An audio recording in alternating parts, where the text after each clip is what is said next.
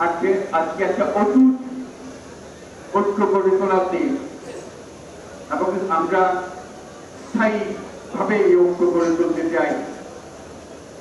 ঈদের জামাতের এটাই আমাদের কামনা।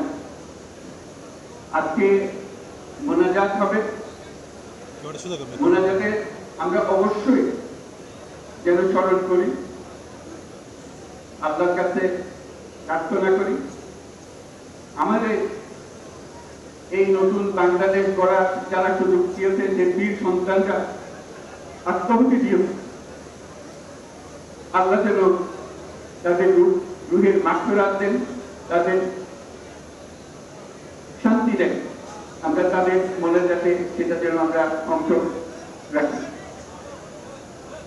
আর মোনাজাতে যারা আহত হয়েছে, যারা স্বাভাবিক জীবন থেকে বিচ্যুত হয়ে গেছে, এই দেশের জন্য নিজেদের স্বাভাবিক জীবন ত্যাগ করতে যারা বাধ্য হয়েছে, তাদের স্বাভাবিক জীবন যাপনের ক্ষমতা দেওয়ার জন্য, রোগ মুক্তির জন্য আল্লাহর কাছে যেন আমরা প্রার্থনা করি। আজকের দিনে আমরা প্রার্থনা করি যে নৈকট্য আজকের দিনে আমরা শুরু করলাম,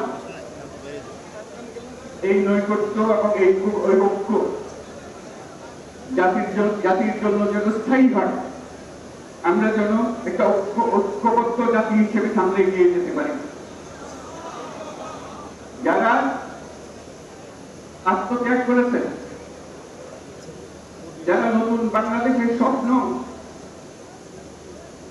বাস্তবায়ন করার জন্য নিজের আত্মাহুতি দিয়েছেন, বেঁচে থাকলেও স্বাভাবিক জীবন যাপন করতে পারছেন না, তাদের স্মরণে আমরা যেন মোনাজাত করি আল্লাহর কাছে। আমরা অবশ্যই সেই স্বপ্ন বাস্তবায়ন করবই। যত বাধা সত্ত্বেও, যত বাধাই আসুক, আমরা ঐক্যবদ্ধ জাতি হিসেবে এই নতুন বাংলাদেশ গঠন করবো ইনশাআল্লাহ।